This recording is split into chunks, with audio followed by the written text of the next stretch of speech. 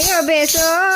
ક્યાંય ન દેખાશે ગાયો ભેંસો કઈ નો દેખાશે દૂધાણામાં બકરી રહેશે દૂધાણામાં બકરી રહેશે કાગળ ને પડીએ અન્ન વેચાશે કાગળ પડી છે